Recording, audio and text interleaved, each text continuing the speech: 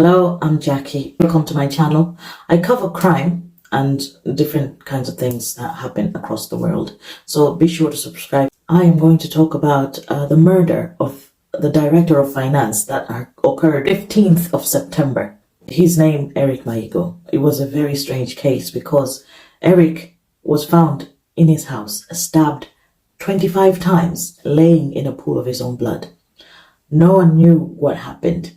Police were running against time to actually try and capture who was responsible.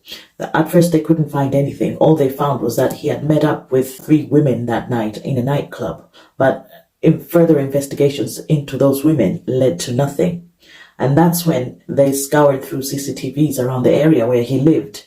And they found a CCTV footage of a young girl escaping a certain compound, not the particular house where Eric lived at, but just neighbors' houses around. She was actually seen walking around the compound and then jumping over a fence, escaping. That's when she became the prime suspect in the matter, and police started a manhunt trying to find this girl.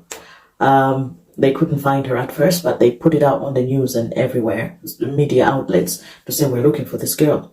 So because it's such a tragic case which has affected and touched a lot of people, the way this man died, eventually, the police received a tip that this girl was actually hiding in the slums in Nairobi.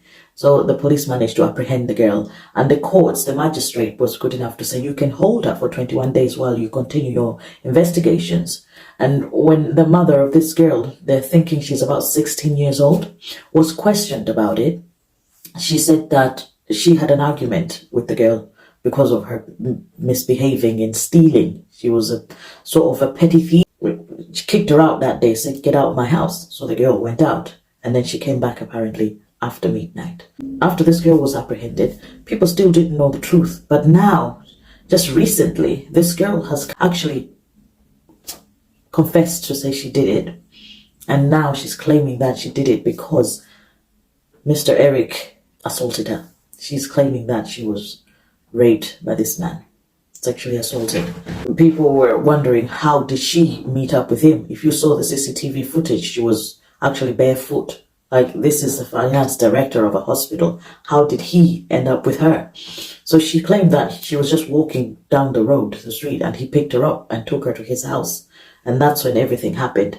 More footage from the police show so many footprints on the floor, bloody footprints, but they're bare footprints. And this girl was barefoot, just walking around, and it was all in black and white because they can't even share it. That's how bloody and messy it was.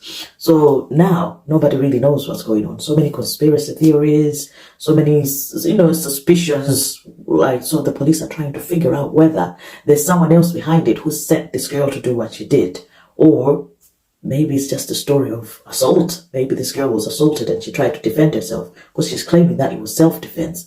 And she stabbed him 25 times in the face, in the chest, in the neck. So it's a very strange story. It's scary as well. So it's still under investigation.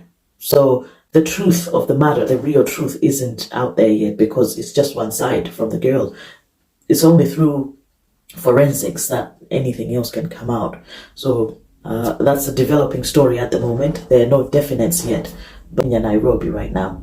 And the family still don't believe the story from the girl. They think there's a lot more to what's happened. So we're following. And plus, there were 2 knives that were recovered by the police. The suspected murder weapons. So as it is a case that there's no guilty verdicts yet, we don't know. We can't say for sure what happened, as anything else is just speculation at the moment. So we're still following the story, and whatever developments may come,